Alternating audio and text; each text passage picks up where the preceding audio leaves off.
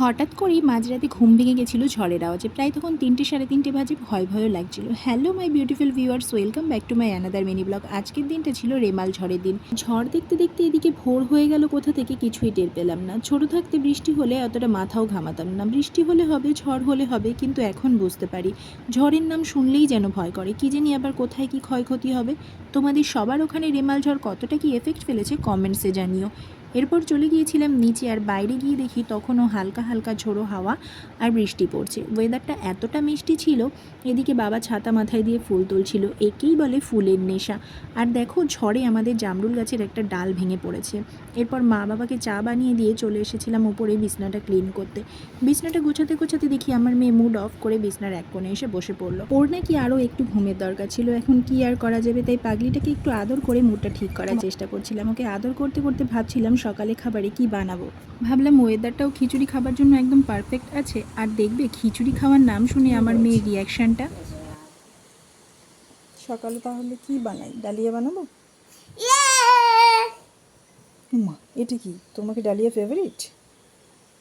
এরপর ছটপট করে ঘরটা ঝাড় দিয়ে মিষ্টিকে বসিয়ে দিয়েছিলাম জল আর বিস্কুট দিয়ে, আর আমি বসিয়ে দিয়েছিলাম ডালিয়ার খিচুড়ি। ঘরে নারকেলও ছিল, দরকার ছিল একটু বাদামের কথা ভাবতে ভাবতে মনে পড়ে গেল মেলা থেকে সেদিনকে বাদাম এনেছিলাম, আর ওটা দিয়েই আজকের কাজটা চালিয়ে নিলাম। জানলা দিয়ে বাইরের ওয়েদারটা এতটা সুন্দর লাগছিল। এরপর খিচুড়ির সোমবার দেওয়ার জন্য একটু মশলা করে নিয়েছিলাম, আর খিচুড়ি বসিয়ে দিয়ে ঠান্ডা হাওয়া খেতে খেতে খালি পেটে খেয়ে নিয়েছিলাম একটা লিড। এদিকে মিষ্টি বসেছিল পড়তে, আর মাও গিয়েছিল ঠাকুর পুজো করতে। এর মধ্যে আমার খিচুড়ি প্রায় হবার মুখেই আর গ্যাসটা ফুরিয়ে গেল। আর আমাদের বাড়িতে এই সমস্ত কাজ ম্যাক্সিমাম টাইমে বাবাই করে থাকে। এদিকে আমরা ঘরের ভিতরে ছিলাম, আর এই বৃষ্টির মধ্যে হনুমান এসে আজও গাছের সমস্ত ডালিমগুলো খেয়ে চলে গেছে। খিচুড়িও রেডি হয়ে গেছে, আর সবাইকে দিয়ে দিয়েছিলাম। আর আজকে আর আমার মেয়ে কিন্তু কোনো ঝামেলাই করবে না, একা একাই খেয়ে নেবে। ওকে যে কোনো খিচুড়িই দাও না কেন, মানে সেটা যেভাবেই হোক আর যেরকমভাবেই রান্না হোক, ও ভীষণই পছন্দ করে।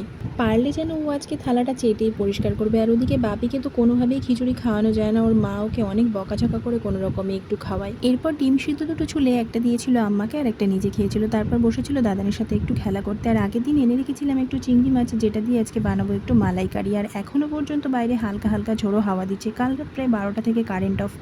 এবার তো আবার আমার মেয়ে দাদানকে ছেড়ে আম্মাকে পাকড়াও করেছে। ও নাকি আম্মাকে পাউডার দিয়ে ফেসিয়াল করবে। আর আমি পায়ে ব্যথার জন্য না এখন বেশিক্ষণ দাঁড়িয়েও থাকতে পারি না, তাই জন্য রান্নার সমস্ত জিনিস নিচে নামিয়ে নিয়েছি। বাবি এসেছিল দাদানের কাছে পড়তে, আর এদিকে আমার মালাইকারিও রেডি হয়ে গেছে। আর এদিকে তো আর একজন এই ঠান্ডার মধ্যে জল দিয়ে স্টিকার লাগাতে ব্যস্ত। আর একজনকে করতে দিইনি বলে রাগ করে সাইকেল নিয়ে ঘরের মধ্যেই জ্বালাতে বসেছে। আর এই দেখো মনে দিদি বাড়ি থেকে পাঠিয়েছিল 1 বোতল দুধ। জল দেখে তো এবার শুরু হলো আমার মেয়ের আরেক বায়না, ও নৌকা ভাসাবে। যাই হোক, ওর সাথে আমিও ফিরে গিয়েছিলাম আমার ছেলেবেলায়। আগে বৃষ্টি হলে এরকম খবরের কাগজ দিয়ে নৌকা বানিয়ে কম্পিটিশন করতাম, কার নৌকা সব থেকে বেশি আগে যাবে। আর এদিকে তো নৌকা ভাসাতে গিয়ে ওদিকে আর এক কাণ্ড হয়ে গেল। মেয়েটাকে বলেছিলাম যে বৃষ্টি হচ্ছে, জানলাগুলো একটু বন্ধ করে দে। ও জানলা বন্ধও করেনি, আর আমাকে বলেও নি, আর সমস্ত বিছনা ভিজে একাকার।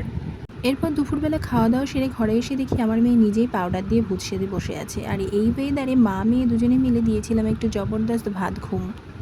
ঘুম থেকে ওঠার পর আমার মেয়ের বক্তব্যগুলো একটু তোমাদের সাথে শেয়ার করলাম। গাছ তো কালকে সকাল থেকে এখনো ঢিঙ্কে চিকা করেই যাচ্ছে। গাছের কি হাত পা ব্যথা করে না? তাই? হ্যাঁ, গাছকে গিয়ে জিজ্ঞাসা করতে হবে তাহলে। গাছ কি কথা বলতে পারবে? তাহলে ওর প্রশ্নের উত্তর কে দেবে? তুমি। বাবা শান্তি। প্রায় 17 ঘন্টা পর কারেন্ট আসলো। আর কয়েকদিন আগে না এই আমটা চালের হাঁড়িতে রেখেছিলাম পাকার জন্য। আজকে দেখি আমটা বেশ ভালোই পেকে গেছে। সন্ধ্যেবেলা বাবা আর মাকে ছানা মুড়ির সাথে আমটা কেটে দিয়েছিলাম, আর আমি খেয়েছিলাম একটু চাটনি দিয়ে মুড়ি মাখা। আর আমার সুকন্যাটির অবস্থা দেখো, যেন ইংরেজের সন্তান। আমের আটি খেতেও নাকি ওনার চামচ লাগবে। আর এরপর আমার ফোনের চার্জ অনেকটাই কমে এসেছিলো, তাই জন্য আর কোনো ভিডিও ক্লিপই নেওয়া হয়নি। যাই হোক, আজকের ভিডিওটা এখানেই শেষ করলাম। তোমরা সবাই ভালো থেকো, টাটা, বাই বাই।